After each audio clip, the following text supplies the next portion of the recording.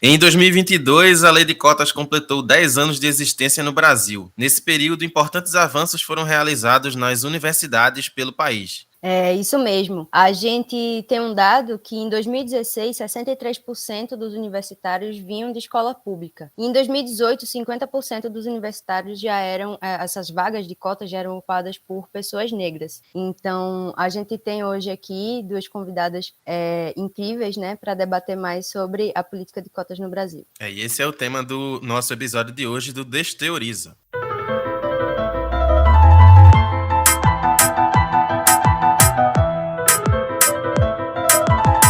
Desteoriza, um podcast sobre ciência e um monte de assunto que quase ninguém entende direito.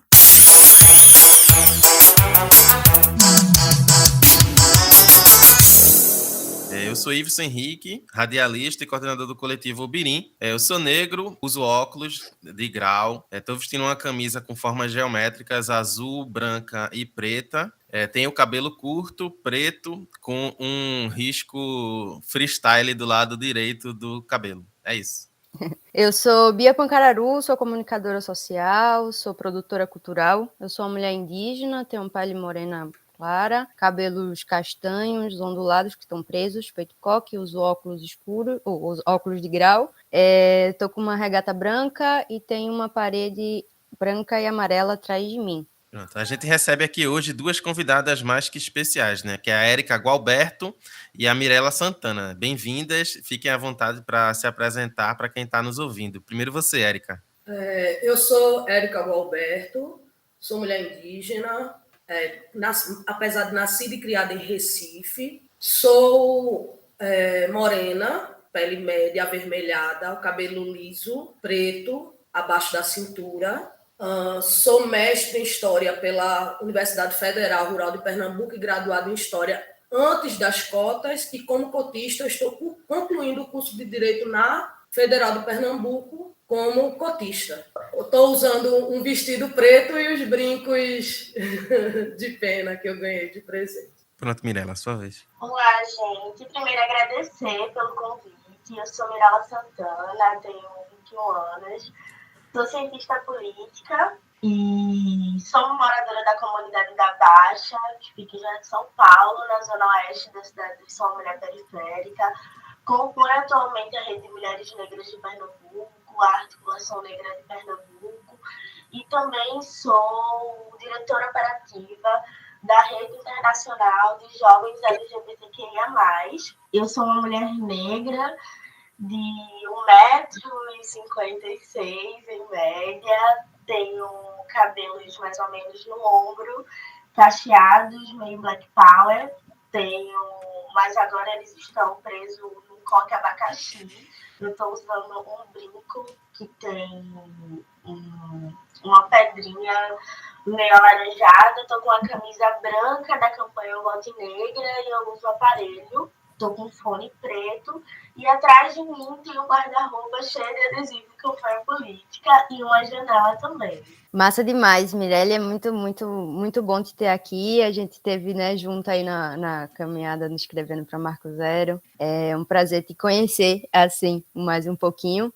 E antes da gente seguir aqui o papo, eu queria convidar quem estiver ouvindo, né, para seguir o Desteoriza nas redes sociais, né, no Instagram, no Facebook, no Twitter, no TikTok, e também seguir o podcast no seu tocador de áudio preferido. É só clicar no botão a seguir que vai aparecer na tela de vocês, que quando vocês estiverem ouvindo a gente, né? Então segue o programa. Para dar início aqui já ao nosso bate-papo, né? Queria perguntar para Mirela, para a gente entender melhor, assim, né, no seu entendimento, o que propõe a política de lei de cotas e qual o principal objetivo dela como política, né, como lei, na nossa sociedade, na nossa busca, né, de direitos sociais no Brasil. O que é que você entende sobre essa lei?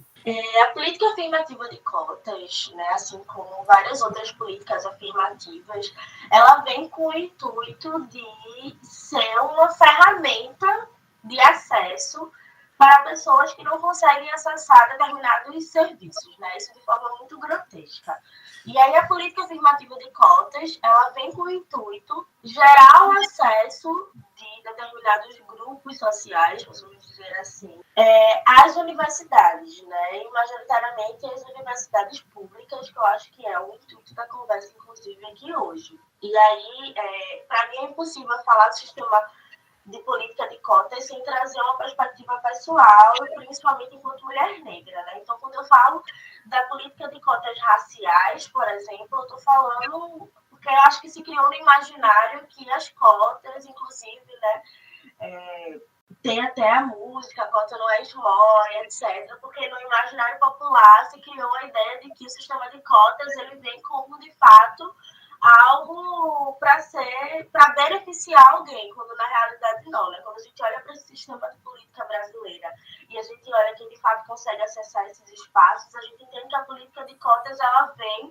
para garantir que essas pessoas que não conseguem ter acesso a esses espaços consigam acessar. Tu entende essa política também só para a diferença, sabe? Assim, tem as questões das políticas de cota para concurso público, sabe? Nessas vagas, o que você entende assim nesse parâmetro entre a lei de cotas também abrange essa dos concursos públicos? Tu entende isso? Sim, porque como eu trabalho, atualmente eu trabalho como assessora parlamentar na Câmara Municipal do Recife, né? Inclusive, a gente está com um projeto em trâmite que só falta o prefeito sancionar, inclusive, que é de cotas raciais em concursos públicos e seleções simplificadas aqui na cidade do Recife, né? E aí, como eu falei, o que é esse sistema afirmativo, essa política afirmativa de cotas, porque assim, a gente vive num sistema de política brasileira que é absurdamente colonial, que tem na sua íntegra o racismo, né? E aí eu acredito que o racismo ele é estrutural e estruturante, mas a gente tem que discutir de uma forma muito mais ampla, né? Eu gosto muito de uma autora, que eu não vou lembrar o nome dela agora, que ela é estadunidense, que ela fala muito da perspectiva do racismo como uma ideologia. Eu acho que para a gente entender e discutir cota racial faz muito sentido, porque tudo parte a partir da perspectiva racial. Então, os acessos, seja as universidades, seja determinados espaços, a cargos, né? Quando a gente vai discutir, por exemplo, quem hoje está nas secretarias de educação enquanto pessoas concursadas, ou no Ministério Público, ou, enfim, qualquer órgão público, seja estadual, municipal, federal, a gente sabe que majoritariamente são pessoas brancas por terem acesso a mecanismos que facilitam a entrada nesses espaços, né? Então, conseguem ter condições de estudar para esses concursos, ter tempo integral para estudar para esses concursos, e a mesma coisa quando a gente olha para as universidades. Então, quem é que tem tempo integralmente para estudar para a prova do Enem ou para outros vestibulares para as universidades privadas? E a gente, quando olha para a situação não apenas socioeconômica, mas de vida da população negra, e principalmente das mulheres negras existentes no Brasil, a gente sabe que a gente não tem tempo para dispor, para priorizar, para acessar esses espaços, sabe? De forma muito simples, porque a prioridade da gente é comer. Então, o mecanismo de cota, principalmente nos concursos públicos, por exemplo, ele vem como uma garantia de direito, sabe? A acesso a esses espaços e, principalmente, mudar a configuração, lógica e fotografia de como esses espaços foram pensados para funcionar, sabe? Pronto, ainda vou contribuir aqui um pouco com essa discussão que Mirella trouxe, porque a gente estava entrevistando uma promotora de justiça lá do Ministério Público para um documentário que a gente estava produzindo lá pelo Coletivo Birim. Aí ela faz parte do GT Racismo, que é o GT que discute raça, tanto dentro do Ministério Público, né, na esfera institucional, quanto com a sociedade civil. E ela estava explicando que, pela primeira vez, um concurso do Ministério Público de Pernambuco fazia reserva de cotas raciais, que é a turma que vai entrar agora no final do ano. Então, esse vai ser o primeiro concurso de lá, que teve a reserva de cotas raciais. Acho que foi 25% das vagas eram destinadas às pessoas negras, mas ela ressaltava que o do Ministério Público daqui tinha uma diferença com relação aos outros, porque essa reserva era feita, vamos supor assim, na primeira parte do concurso, que é a prova teórica. Mas para o Ministério Público, eles têm várias etapas do concurso, ele tem várias etapas. E, tipo, garantir a cota na primeira e não garantir nas outras, não necessariamente uma pessoa negra ocuparia aquela vaga. Então, eles colocaram lá no edital e no regimento do concurso que as cotas elas seriam na primeira, na segunda e na terceira fase, porque aí garantiria o ingresso de promotores de justiça negros lá na instituição. Acho que esse ponto também bem interessante, que é, além de garantir teoricamente, é colocar em prática a política de cotas, né? Então, pensando na proposta da lei de cotas, Érica, dentro do número de 50% de vagas reservadas aos estudantes de escolas públicas, existem várias subcategorias, né, que variam de acordo com diferentes critérios, né? Sendo assim, como é que funciona na prática a lei de cotas? Bem, além da reserva, né, das cotas sociais puramente as 50%, vem de escola pública, 3 salários mínimos per capita, renda, né, mais critério étnico-racial, que pode ser negro, indígena ou pardo. Quando isso vai ser averiguado também por uma banca, certo? Mas aí é que está também, né? A gente também tem um apagamento da consciência até das pessoas com relação à sua origem, né? Eu sou professora de escola pública, né? E eu lido com uma turma, uma comunidade que é uma das mais pobres de Dedo de Cavaleiro, Jaboatão dos Guararapes. E quando eu discuto com os meninos, que a grande maioria deles são negros, eles sequer se reconhecem como negros. Eles são ensinados a não se reconhecer como tais. E é um trabalho enorme, tanto para quebrar com relação à intolerância ao racismo religioso, desde a questão do racismo religioso até... Eu levei, para vocês terem uma ideia, nos primeiros anos que eu entrei como professora concursada da Rede Pública de Jaboatão, eu levei um livrinho infantil, que é o Tainá, a Estrela Amante, que é um mito dos Camaiurá, né? Que é da cultura Camaiurá, para contar para eles, e mostrando o livrinho, fazer uma contação de história em sala, com o 6º ano, e os meninos surtaram, gritando, diziam que não queria que eu contasse aquela história, porque aquela história era coisa de macumba. Um absurdo, né? Entenderam? O nível da dificuldade. Então, além disso, a gente tem uma coisa que deve ser denunciada, e que eu venho denunciando há muito tempo. Professor nenhum tem coragem de dizer isso, mas a política de aprovação automática dos meninos, que é a política de evitar a reprovação, também faz com que eles cheguem semi-analfabetos no ensino médio. Isso é inviabilizar a política de cotas na raiz. Eu peguei menino agora no pós-pandemia, que eu peguei e fiz a revisão, eu fiz com todos, eu acho que poucos professores fizeram isso. Eu fiz a revisão desde fundamentos básicos de introdução aos estudos históricos até chegar no assunto da disciplina de história, que era para aquele ano. E boa parte dos meus meninos sequer sabem ler. Ler 4 operações fundamentais básicas. Como é que se chega no Fundamental 2 sem saber ler as 4 operações? Até quando vão ficar calados contra isso? Até quando os educadores vão achar isso de boas? Isso é o racismo institucional também. É inviabilizar um futuro para ele. O problema é muito mais profundo, né? Quando a gente chega assim, né, para discutir política de cota, política de acesso à universidade, quando, né, a gente, enquanto indígena, a gente tem uma questão muito forte, que é a política de permanência na universidade, né? Exatamente. Que é você conseguir entrar e depois não conseguir se manter.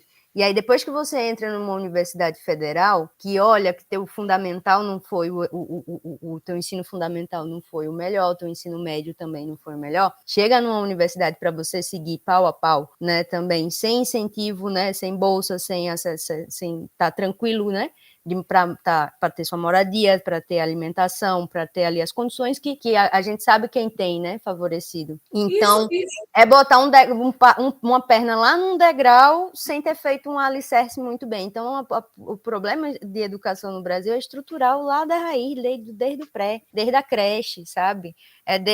Por exemplo, aqui eu sou de Tacaratu, aqui no sertão. Tacaratu é um nome indígena da língua, né, que já perdeu o Pancararu. Tacaratu, a cidade sequer se reconhece como uma cidade indígena, sabe? Então, é o centro da cidade, ali em volta da igreja católica, né? Todo o entorno das serras, das zonas rurais, assim, praticamente são territórios indígenas, são aldeias, tem mais de 20 aldeias aqui ao redor, mas na história de município, dentro da educação municipal, a gente é contado no tempo passado, nas feiras de artesanato, nas feiras sabe, de cultura, não sei o quê, a gente é convidado, sabe? A gente não participa ativamente nem como se reconhecer lá dentro, assim, poucas funcionárias que trabalham no município, até as funcionárias que trabalham no município, dentro do sistema de educação, é uma dificuldade enorme para falar de Pancararu e de ter esse entendimento, a não ser numa apresentação que chama os alunos que são, aí catam esses alunos que são na escola, que estudam na cidade, né, para fazer uma apresentação, para fazer um negócio, mas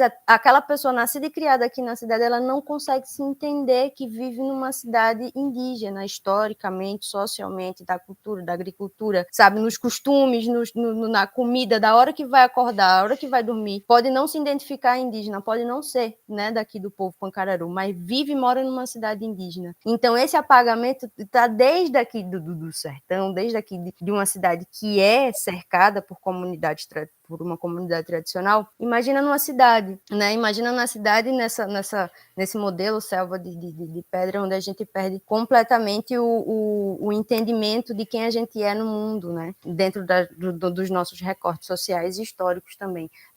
Eu tô real, assim, impactada com a tua fala agora, Érica, porque a gente falar de cota de universidade lá em cima, lá na frente, sem falar de uma estrutura educacional de base, sabe, é meio o bolo tá ruim, fazer uma cobertura bonita para ficar bonito, sabe?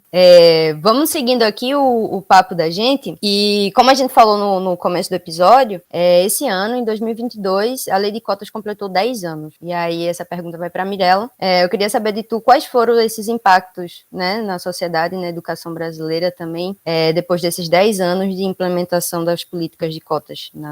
O que tu sente de impacto principal? Eu acho que o maior impacto, assim, sabe, que a gente pode visualizar de forma muito nítida é a fotografia das turmas de conclusão que conclui algum determinado curso, né? Porque quando a gente olha para a fotografia, por exemplo, de 10 anos atrás, do meu curso de ciência política, aí a gente observa uma única pessoa negra, sabe? Eu acho que isso já é e hoje, quando a gente olha hoje, né, no caso, e consegue visualizar, por exemplo, na minha turma, o curso de Ciência Política na Universidade Federal de Pernambuco é um curso absurdamente elitista, majoritariamente branco e masculino, né? Então, a minha turma é uma turma que...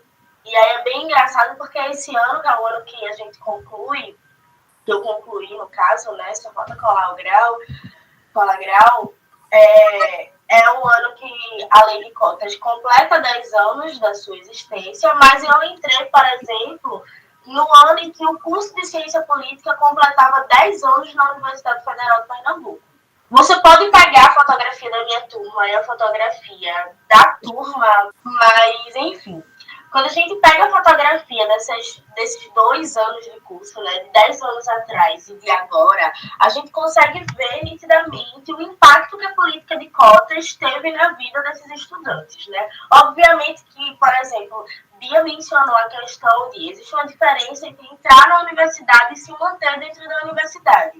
E para além das questões que diz respeito mais à questão da qualidade de ensino, que essa juventude, essas pessoas que estão entrando, chegam dentro da universidade, né? Porque há uma discrepância muito grande, que eu lembro que no meu primeiro período, o meu professor de sociologia, ele achava um absurdo o fato da turma inteira não saber inglês e espanhol fluentemente, né? Então, basicamente, ele não sabe o que é a realidade de uma pessoa periférica vivendo no Brasil.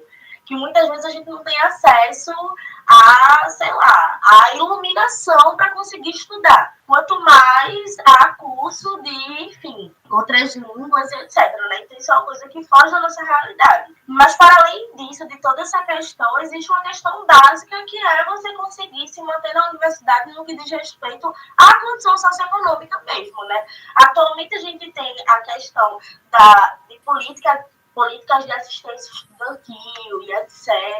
Mas ainda assim a gente precisa avançar em inúmeras outras coisas, porque às vezes a política de assistência estudantil ela é importante, mas ainda não é suficiente para tapar os buracos que, por exemplo, o racismo, o sexismo, a LGBTQIA+fobia, a transfobia especificamente causam na nossa sociedade, sabe?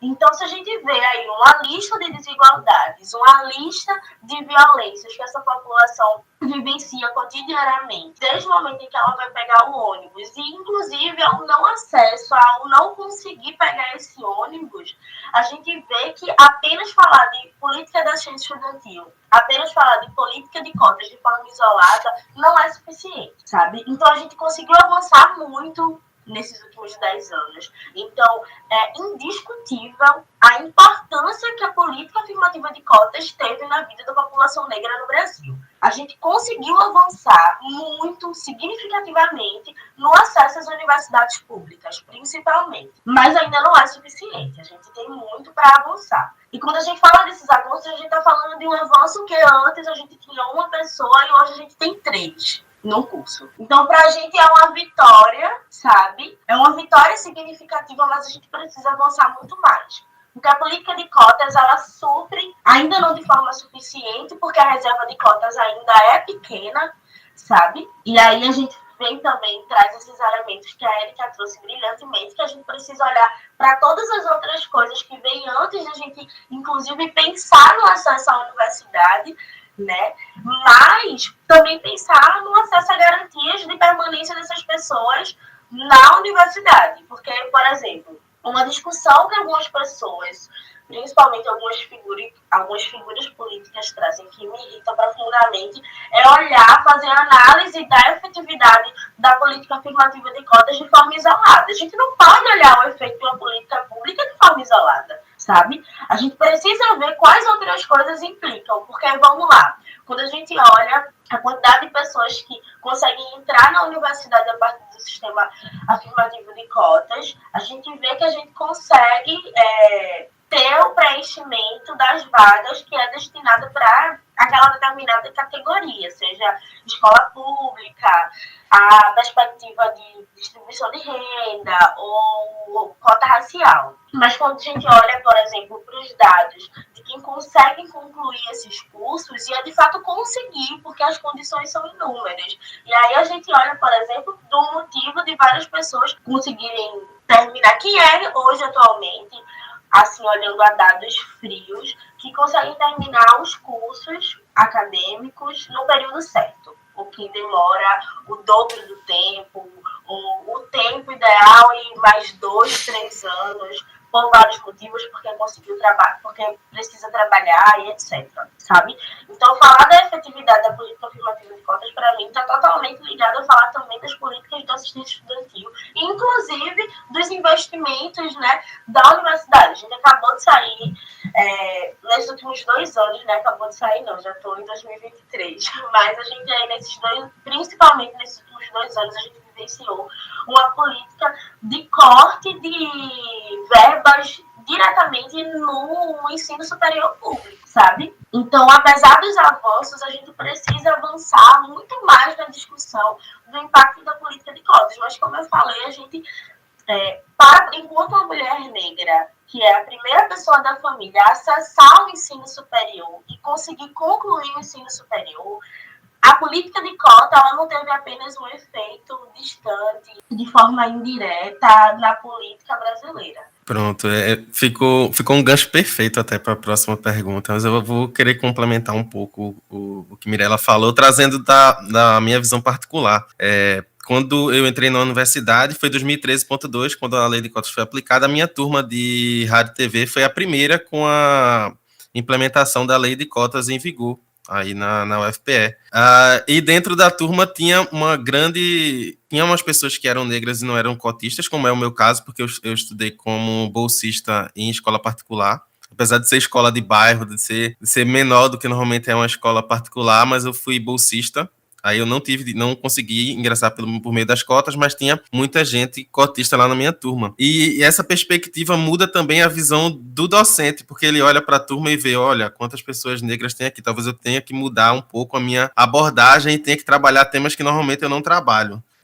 Isso aconteceu lá durante a minha graduação em Rádio, TV e Internet. E um outro ponto também que eu queria trazer, que Mirella falou, é sobre a manutenção da gente enquanto universitários. Por exemplo, o meu curso, ele requer que os estudantes eles tenham equipamentos, tipo, como é que a gente vai trabalhar com audiovisual sem câmera, como é que a gente vai trabalhar com audiovisual sem gravador, sem microfone. E todos esses equipamentos são extremamente caros. A bolsa de manutenção acadêmica na minha época era R$350. R$350 para carregar o VEM, R$350 para xerocar os livros, xerocar os textos, para comer. Então, como é que a gente vai conseguir trabalhar na nossa área sem um computador para editar, sem uma câmera para fotografar e para filmar, sem um gravador para captar o áudio? Então, é uma coisa a se pensar. E como a Érica falou, além da manutenção na universidade, tem a questão anterior da instrumentalização no ensino médio, no ensino fundamental, a necessidade de melhorar a qualidade do ensino para a gente chegar mais preparado dentro da universidade, né?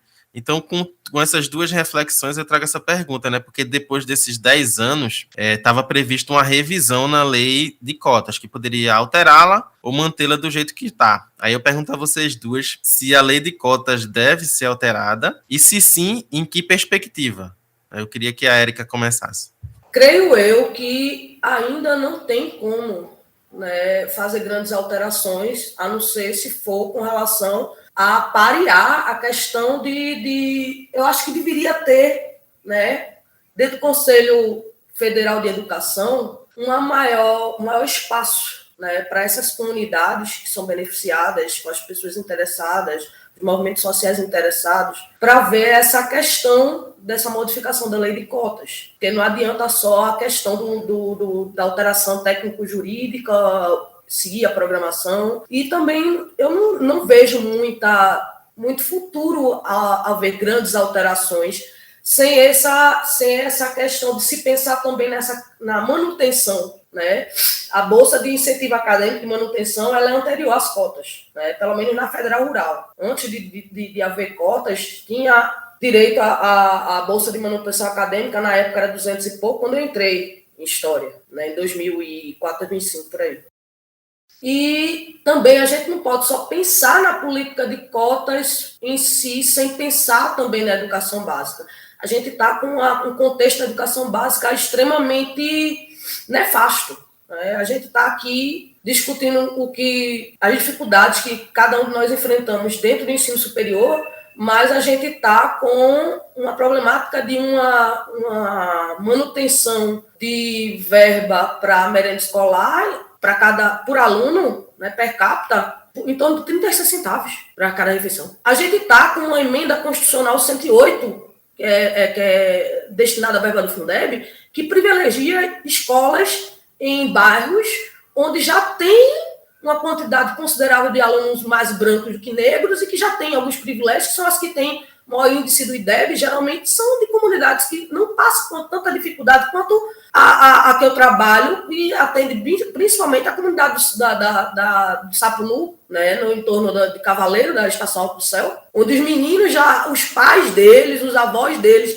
não conseguem ensinar, e muitas vezes quando pegam lá na reunião do Pais e Mestres do resultado do desempenho escolar das crianças e conversam conosco com relação ao comportamento dele salarial, muitas vezes ficam lá rodeando e chegam bem baixinho para professora, tem como minha neta assinar por mim, porque eu não sei escrever, eu não sei ler. Ele não tem condição de ensinar, de continuar o trabalho de ensino-aprendizagem dentro de casa, porque eles não tiveram acesso, eles tiveram esse direito à educação negado.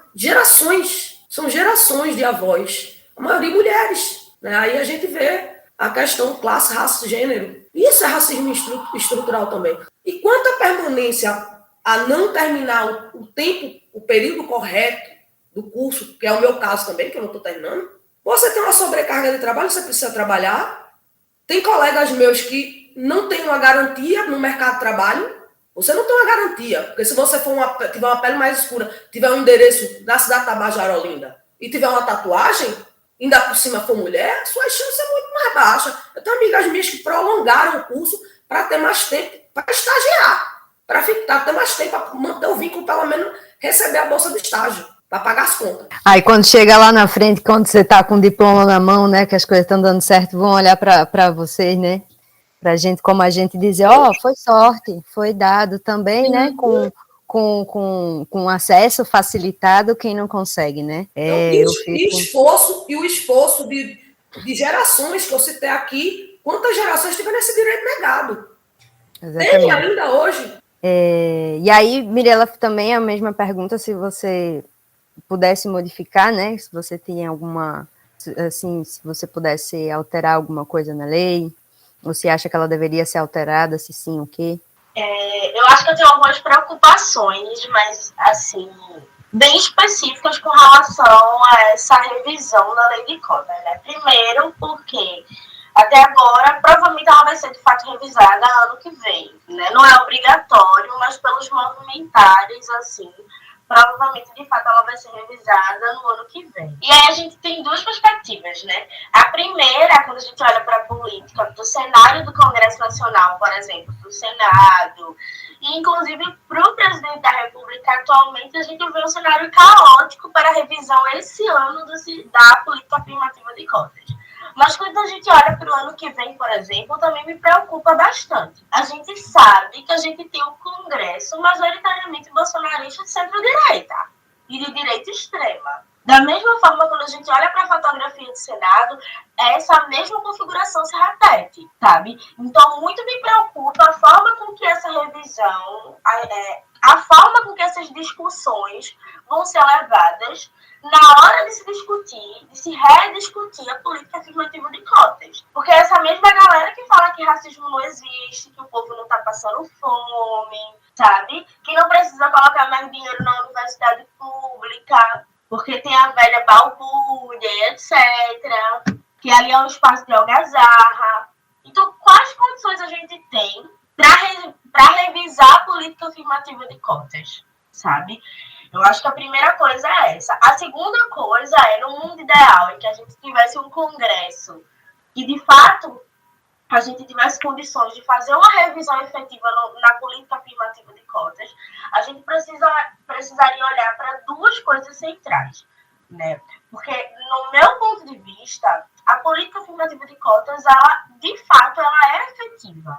Ela é efetiva e ela mostra resultados concretos. Mas ela não é suficiente trabalhada sozinha. Então, a gente precisa olhar para duas outras coisas na hora de se revisar a política afirmativa de cotas. E primeiro entendendo que ela não é suficiente sozinha.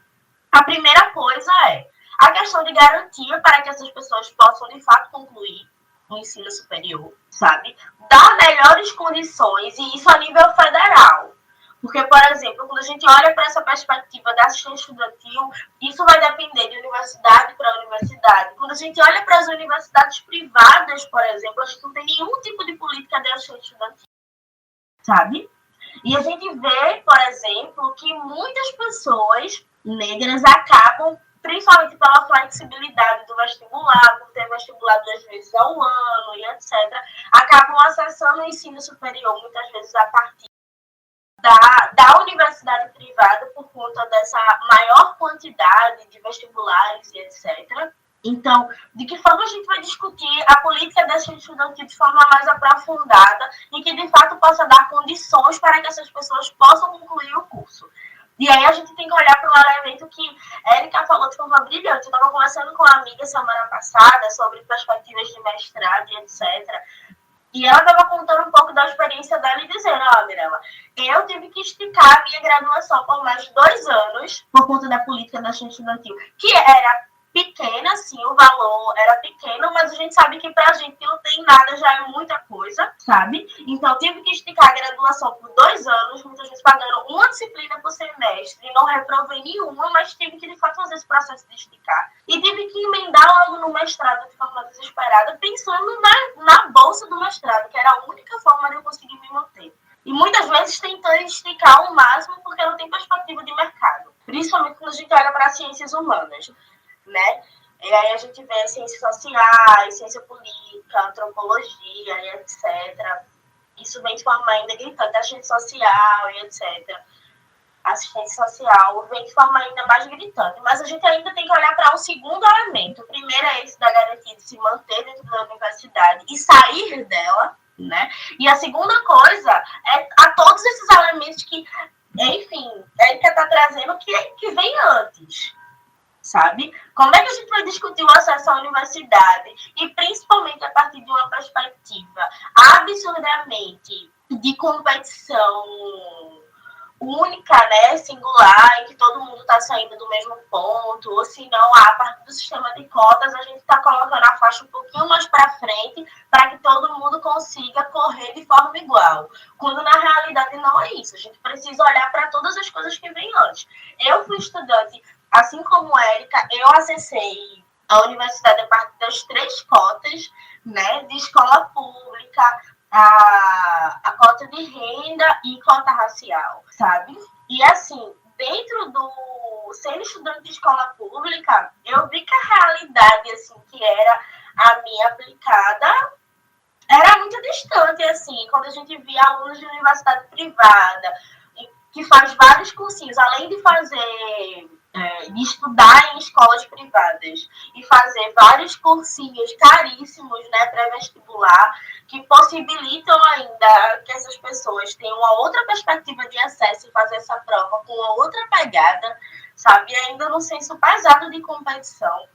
Eu pude observar que, beleza, porque a gente que é pobre, principalmente de periferia, a gente cresce ouvindo que educação é a única forma da gente conseguir mudar de vida. Única forma. Se eu quero ter outra perspectiva de vida, de futuro, eu preciso estudar. Então, assim, ao falar da revisão da lei de cotas, primeiro é olhar se a gente tem condições de revisar. E chega a me bater um desespero quando eu olho para o Congresso Nacional e o Senado. E as outras duas coisas caso revisada, a gente precisa olhar essas duas perspectivas, que é a garantia de que essas pessoas, de fato, vão conseguir concluir, se manter e concluir no curso, e olhar para todas as questões de educação que vêm antes do acesso ao ensino superior, sabe? E também, obviamente, tem um terceiro elemento, que é a ampliação da lei de cotas.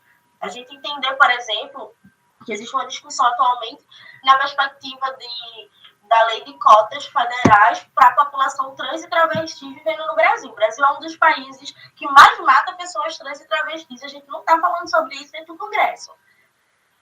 E se está falando é a partir da perspectiva das próprias mulheres trans e travestis que estão trazendo esse debate constantemente. Mas isso não é uma coisa centralizada de a gente está matando pessoas trans e travestis. Isso é um problema real e a gente precisa discutir isso de forma ampla. Todos os deputados, todos os senadores têm que ter comprometimento para discutir e garantir que essas pessoas se mantenham vivas. E isso não é uma prioridade, sabe? Então, eu acho que tem também essa terceira perspectiva, que é da ampliação da lei de cotas para a população trans e travesti vivendo no Brasil. Total. Eu queria complementar também com até uma informação, para a gente chamar aqui o quadro. Existe no país, quando se fala em ampliação, né, do sistema de cota, no país só tem um vestibular indígena específico, né, que é feito para a UNB, né, porque para acesso a vagas a UNB, a UFSCar, que é a Federal de São Carlos, do interior de São Paulo, e recentemente agora para Unicamp, também fez uma parceria. Então, 10 anos de política de cota, mas só 3 universidades no país, né, tem essa vaga, esse vestibular específico, diferenciado para acesso específico para pessoas indígenas. Então, depois de 10 anos, só 3 universidades. E aí eu vim até aqui dar uma colinha porque está aberta a inscrição agora. Então, quando esse programa tiver o ar, que tiver, até o dia 30 de novembro está abertas as inscrições para o vestibular indígena, em conjunto com a Unicamp e a UFSCar, também com vagas para que essas vagas são meio remanejadas, assim, se você não entrar na primeira chamada em uma, você também continua a mesma nota, na mesma prova, você pode acessar outra, né? Então, de 1º a 30 de novembro está abertas as inscrições para o vestibular específico indígena. E aí, outro dado que é muito interessante, as provas que são nacionais são feitas na cidade de Bauru, Campinas, São Paulo, Dourados, no Mato Grosso do Sul, Manaus, Recife, eu acho que é a primeira vez que Recife está fazendo a prova na UFPE, Recife, São Gabriel da Cachoeira e Tabatinga, Minas Gerais.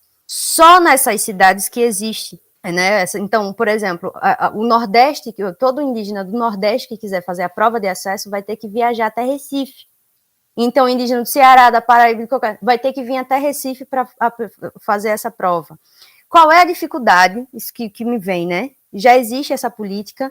Qual é a dificuldade de toda a universidade, nem que fosse uma por estado, aplicar essa prova? Só em Pernambuco tem mais de 14 povos reconhecidos, fora os que estão em reconhecimento.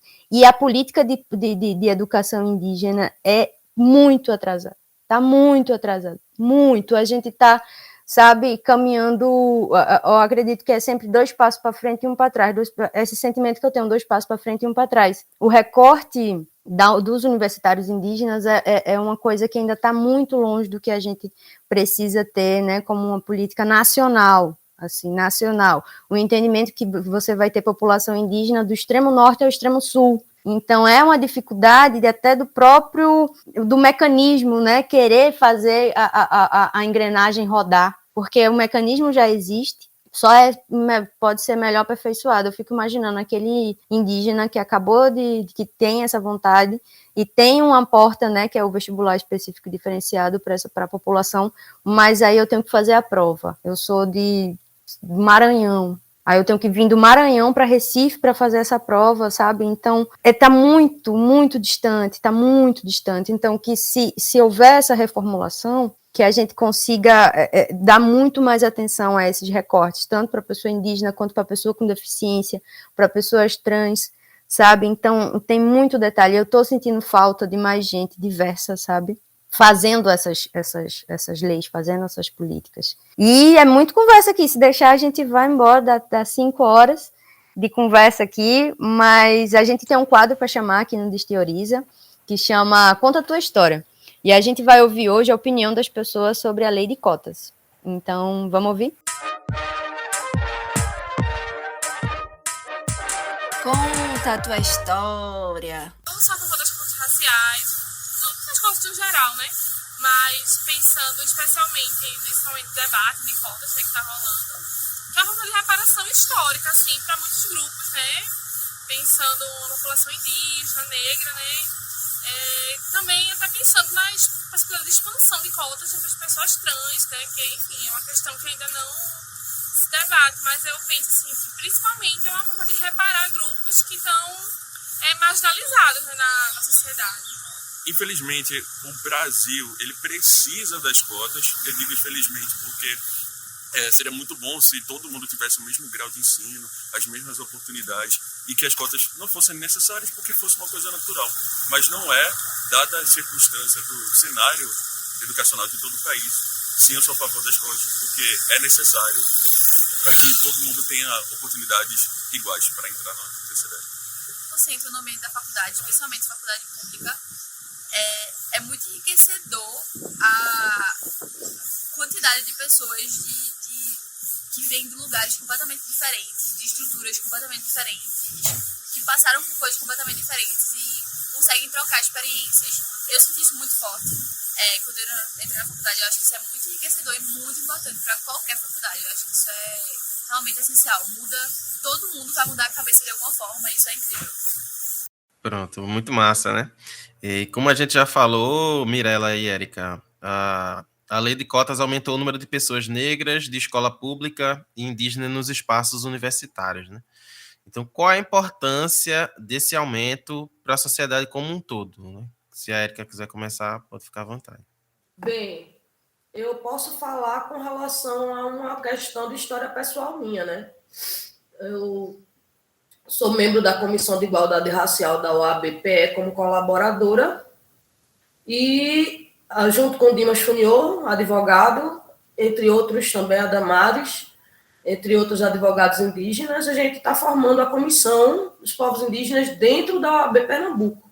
E eu continuo também com a gente está lançando aqui em Olinda, que eu também faço parte, né, como colaboradora da Comissão de Igualdade Racial da OAB Olinda, da subseccional, ao lançamento da cartilha antirracista, que envolve tanto a questão do negro quanto do indígena. Inclusive porque, segundo o último censo do IBGE, em 2010, que foi o primeiro censo onde indígenas, se não me falha a memória, foi o primeiro censo onde indígenas em área urbana puderam se identificar como tais, né? Esse ano já fiz a minha identificação, né, perante o censo como indígena habitante de área urbana, de área de grande capital. A gente está trabalhando também com essa questão do preconceito, da invisibilidade, porque, como eu disse, eu também sempre levo para essa questão da minha vivência em escola pública, né? Fora isso, né, a gente, além da questão de representação, a gente se vê representado com um professor, com um profissional, com um advogado, né, a gente também cria novos espaços a partir da nossa atuação na universidade, também a pesquisa, né?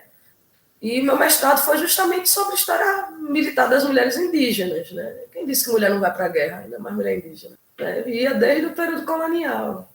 E com isso eu simplesmente botei em xeque as teorias mais conhecidas sobre a interpretação antropológica da finalidade dos rituais antropofágicos, metendo pau simplesmente em viveiro de Castro Florestan Fernandes, está o artigo, para quem quiser ler a indicação da Clio, foi publicado na Clio, revista de estudos de pesquisa histórica. Né? O TCC também foi sobre direito à saúde das populações indígenas, a Lei 8080/90, a Lei da Pagelança, e é também sobre 20 anos de violação, porque o topo do iceberg, a gente tem que entrar com a DIN 709 para garantir o direito de álcool gel, vacinação prioritária para povos indígenas, né, para membros de povos indígenas. Foi só a ponta do iceberg porque vinha sendo negado, nem transporte para tratamento médico adequado tinha. Nem a dieta, nem o respeito à dieta das comunidades tradicionais a gente encontra dentro de hospitais públicos e particulares pelo Brasil, né? Quando é para atendimento indígena. Respeitar a língua, então, Guarani Kaiowá, que foram vítimas de massacre e foi negado o direito deles depor na língua originária, tipo, diminuir esse tipo de coisa do gênero dentro do judiciário, dentro do atendimento à saúde, dentro da educação, direito básico, direito fundamental garantido no artigo 6º da Constituição, que devia ser garantido de forma universal, porém diferenciada para determinadas populações. E outra coisa também que a gente tem que pensar na inclusão das cotas, que a gente não mencionou aqui, as populações de ciganos, os clãs de ciganos. Os ciganos, eles não são contemplados, e eles são excluídos, eles existem, né? E poucas coisas se pensam. A cotas em concursos públicos também inclui população indígena, justamente para se ter essa visão institucional, né, que reduza o impacto negativo nessas populações, numa perspectiva de um olhar de quem sente na pele, é outra coisa, para garantir de forma mais paritária e equitativa, né, desde a pesquisa científica, da construção de pesquisa científica à política pública de atendimento a essas populações. Você falando aí de saúde, eu fui servidora há 7 anos, eu sou técnica em enfermagem de formação e fui servidora aqui no Polo Pancararu. A gente teve 3 mortes durante a pandemia no território. 3. A gente ficou 6 meses fazendo barreira sanitária em todas as entradas de Pancararu. E quem fez isso foi a comunidade, foi o povo, foi a educação. Então, a gente que era profissional de saúde, que estava servindo, né? A gente saía 8 horas da manhã para trabalhar, chegava 4, 5 horas da tarde em casa, sem suporte no início, né, sem nem álcool gel, nem máscara, nem nada, sem os entendimentos, sem um lugar para poder tomar um banho, para poder vir em casa, para não contaminar quem está dentro de casa. Enquanto profissional de saúde, eu chegava em casa chorando, eu não queria sair, eu não queria voltar, e tomava banho, comia alguma coisa e ia para a barreira render quem estava lá. A gente ficou quase 8 meses nesse sistema, e no primeiro ano, 2020, né, e foi autônomo. Isso, não teve governo federal, não teve Ministério da Saúde, não teve CESAI fazendo orientação nisso, e quando a gente pensa na política específica e diferenciada para a população indígena no âmbito da saúde, como é que a gente faz, uma política específica e diferenciada, uma assistência, se a canetada é federal, vem de Brasília, e o parâmetro tem que ser igual em todo lugar. Como é que durante uma pandemia o Ministério CESAI me pede 300 atendimentos de PCCU e o mesmo CESAI me pede para fechar o posto para evitar aglomeração? As metas continuaram as mesmas. Então, se a gente, com barreira sanitária, tinha que diminuir a circulação, a aglomeração e essas coisas, né? Mas, ao mesmo tempo, eles queriam os 300 preventivo de meta, os 400 sei quanto de atendimento de não sei o quê. Mas a gente não podia também fazer visita casa a casa, porque estava no isolamento social. Como se faz isso? Então, é uma política de morte, esses últimos 2 anos, principalmente dentro da pandemia. Foi uma política de morte, eu me demiti agora, pedi demissão em dezembro, cumpri aviso prévio, saí em fevereiro. Eu me demiti num processo de adoecimento profundo, de depressão, perdi 8 quilos que eu ainda não recuperei, sabe? E eu era vacinadora. Como eu saio para vacinar o meu povo, com a caixa na cabeça, subindo serra, indo a pé, pros pés de serra, para pegar essa população que mora mais distante? Como é que eu saio com a caixa na cabeça, eu chego na casa do meu parente para vacinar, e ele assistiu ontem à noite no Jornal Nacional o ministro da Saúde dizendo que, peraí, vamos ver direito se vai ter vacina ou não, a gente não sabe se ainda é confiável ou não. Tá entendendo? Como é que eu chego para esse parente e tenho que fazer ele acreditar em mim 3 vezes de novo, sabe? Que romper um laço que a gente conseguiu fazer, sabe? Eu lembro da campanha da H1N1, que a gente conseguiu fazer 95% da população Pancararu em 4 meses. A gente bateu a meta, seguiu para outro programa. Tá entendendo? Até agora, eu não sei que eu saí, né, em fevereiro, mas até agora eu não sei como é que tá a cobertura vacinal. Como é que você vai fazer cobertura vacinal, um atendimento específico diferenciado, se o modelo é único?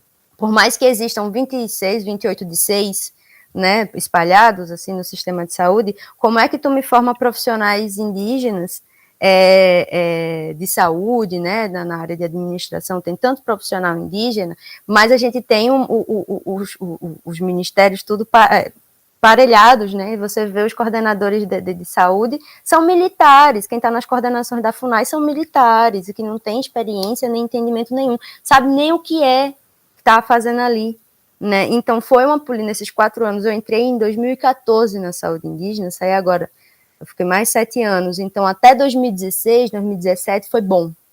Depois, gata, foi ladeira abaixo. Sair da saúde, amo, você sempre é uma defensora do SUS, mas falta que a gente, então eu acho que a política de cotas, tanto para a universidade, tanto para concurso público, ela tem que vir para trazer a cara do Brasil, sabe? Ninguém melhor para cuidar de um indígena do que um próprio indígena, tem um entendimento da cosmovisão, ninguém melhor assim para pensar, desenvolver políticas públicas para a periferia, para quilombo, tá entendendo? Sem a participação, é aquela lógica do nada sobre a gente sem a gente, né? Então isso tem que vir desde muito, muito, muito antes, sabe? E agora, já encaminhando para o final da nossa conversa, chegou o momento das indicações de conteúdo aqui das nossas convidadas. Érica, quais seriam suas indicações para o nosso ouvinte? Eu acho que talvez até já tenham indicado, mas o A Vida Não É Útil, né? Do Ayrton Krenak. Aqui, em homenagem à nossa colega Pancararu, que foi o que eu fiz o mapeamento etnohistórico, que foi parte também na minha dissertação de mestrado, né? Um cronista, Padre Martílio Nantes. Relação de omissão no Rio São Francisco, da coleção brasiliana. Rudolf von Ehring, que é um clássico, né, A Luta pelo Direito, que é para refletir um pouquinho sobre que o direito ele não cai no colo de presente, nem de benesse de ninguém, né? É a luta por conquista de direito e a cotas, bem como a desconstrução do racismo institucional através delas. É uma luta pelo direito das populações indígenas, quilombolas, envolvendo inclusive direito fundamental à vida. Outro do Ayrton, que é Ideias para Adiar o Fim do Mundo, né, que ainda está recém-comprado, ainda está. E tu, Mi, tuas indicações? Pronto. A primeira indicação que eu tenho para fazer é o documentário Autodeclarado, né? E aí eu queria convidar quem está escutando aí a assistir junto comigo. Eu não assisti ainda um documentário, mas é um documentário bem famoso na perspectiva das discussões, principalmente de cotas raciais, sabe? Então, vi algumas críticas e tal, que eu estava procurando, porque, infelizmente, na perspectiva de cotas, né, da política afirmativa de cotas, a gente ainda tem pouquíssimo material, tipo, enfim, filmes conhecidos sobre a temática, né? E aí, obviamente, tem vários documentários e filmes, mas não tão conhecidos. E aí, o mais conhecido é o Autodeclarado. E aí, eu acho que a gente acaba se atendo muito ao conteúdo universitário, né? Eu, particularmente, sempre que eu vou estudar política de cotas, acabo que sempre fico muito presa a papers, artigos, enfim, livros. E eu acho que essa questão do audiovisual é um material muito interessante e importante para se mergulhar e acaba trazendo de uma forma mais didática, às vezes, para a gente entender algumas coisas, né? Então, eu queria fazer a indicação desse documentário e convidar para assistir junto. E queria indicar, na realidade, um segundo livro que, para mim, para a gente entender, enquanto uma mulher negra de periferia, para entender desigualdade social no Brasil, racismo, inclusive para pensar a política afirmativa de cotas, é impossível pensar tudo isso sem ler Quarto de Despejo, de Carolina Maria de Jesus, sabe? Então, eu acho que ela consegue trazer o retrato da desigualdade do Brasil e quem hoje, de fato, é o rosto da desigualdade no Brasil, sabe? Então, e aí, para concluir de fato, eu trago essa indicação, principalmente de Carolina Maria de Jesus, porque isso me leva a uma discussão muito interessante, que é aquela coisa, né? Aquela famosa frase de Angela Davis, que é: quando a mulher negra se movimenta, toda a estrutura da sociedade se movimenta junto com ela.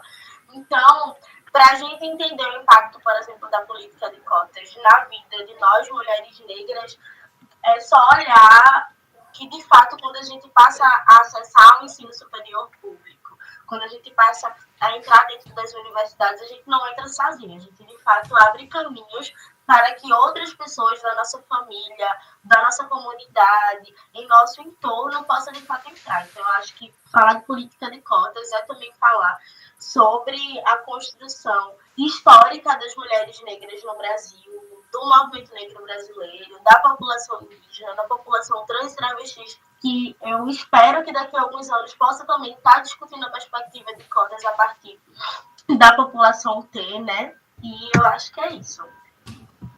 Vou indicar pelo coletivo o livro Cotas Raciais, da Lívia Santana, que faz parte da coleção Feminismos Plurais. Ele traz um panorama bem interessante sobre as cotas raciais no Brasil.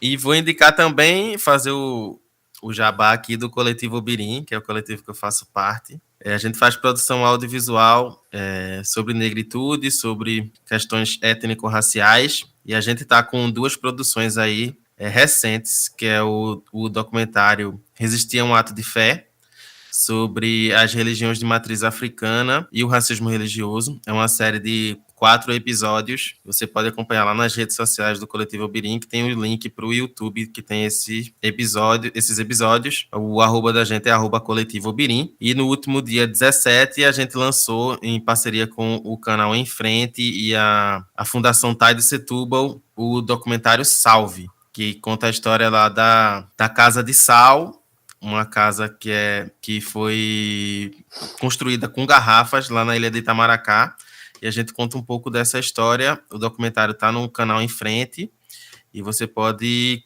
acompanhar também lá nas redes sociais da gente, e lembra que é @Coletivo Birim no Instagram, Facebook, Twitter. Você encontra lá todos os links para as nossas produções. É isso, Bia. Ô, que massa.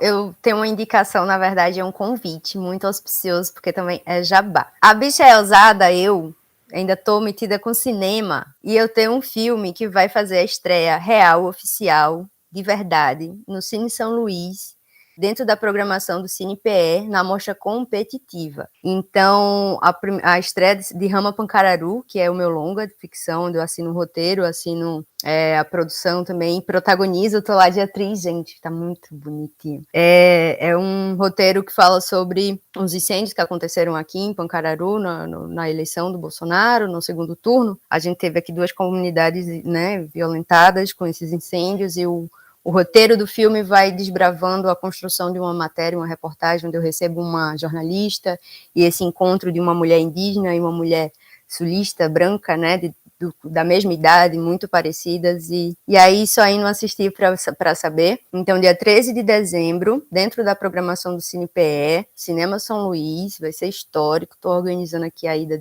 da galera Pancararu. A gente vai estar no cinema, gente que vai entrar no cinema pela primeira vez na vida, então ocupar esses espaços, e aí queria deixar esse convite aqui para vocês que estão participando, para quem estiver ouvindo, para dia 13 de dezembro a gente está lá no Cinema São Luís, a partir das 8 da noite, para a estreia, para o nascimento de Rama Pancararu, que é esse filme que me enche tanto de orgulho de ter feito, ter produzido, e a gente tem muito que conversar lá sobre ele, além da indicação de seguir as páginas de comunicação, né, de produtores independentes, de comunicadores negros, indígenas, trans, né, deixar aqui também o meu jabá para o Povo Pancararu, @povopancararu, que é a página que eu também escrevo por lá, ajudo a administrar, que é coletivo. E é isso, e vamos seguir se comunicando, né, seguir trocando ideia, que eu acho que é na troca de ideia que a gente fortalece a nossa sociedade. Então, nosso agradecimento aqui, demais, né, para a Érica e Mirella,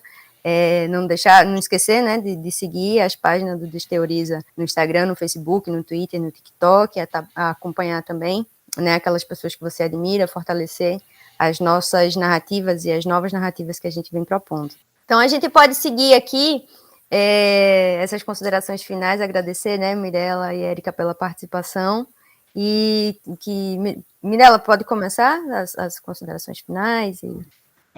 Primeiro, eu gostaria de agradecer, né, para mim é muito importante, me sinto honrada pelo convite, agradeço muito, e convidar realmente as pessoas que estão ouvindo a pesquisar e entrar cada vez mais nessa perspectiva do que é a política afirmativa de cotas, né? Porque eu acho que nesses últimos anos, principalmente nesses últimos 4 anos, a gente tem uma mistificação do que é a política afirmativa de cotas e principalmente a mudança na narrativa da importância dessa política para as nossas vidas, né, enquanto população negra. Então, eu acho que dentro de toda a favela e periferia da cidade do Recife, do estado de Pernambuco e do Brasil, você vai encontrar alguém que foi beneficiado pela política afirmativa de cotas, sabe? E se não, a perspectiva é que seja beneficiado e que isso possa, de fato, mostrar avanços para a nossa população. E, enfim, que a gente possa cada vez mais estar aberto a outras perspectivas e outras narrativas. E eu acho que é isso, assim. Queria agradecer muitíssimo e dizer que foi um prazer estar aqui conversando com vocês. Agradecer a Érica pela partilha, a Bia, a Ibson. Foi muito massa, principalmente porque foi um espaço que, antes de tudo, foi de aprendizado, né? Eu pude aprender bastante com vocês. Então, muito obrigada pela troca e pela conversa. Bem, eu queria agradecer pelo convite, né? E pedir realmente que as pessoas pesquisem também, reforçar aí o pedido da Mirella, de pesquisarem sobre o tema, de pensar no... Eu falei muito sobre os desdobramentos disso a partir da minha própria experiência, mas tem outros, né, desdobramentos além disso, né, além de possibilitar uma visão mais sensível, né, para o atendimento da população, dessas populações que têm suas especificidades. Enfim, então agradeço muito pela oportunidade, né, e vamos despedir aqui do pessoal. Pronto, esse episódio do Desteoriza, ele foi apresentado por mim, Iveson Henrique Gomes, e por Bia Pancararu. Ele teve produção de Laís Ferreira, Jonas Lucas Vieira, Marília Félix e Felipe Santana, e edição de Laura Marinho. A gente te espera no próximo episódio. Tchau, tchau.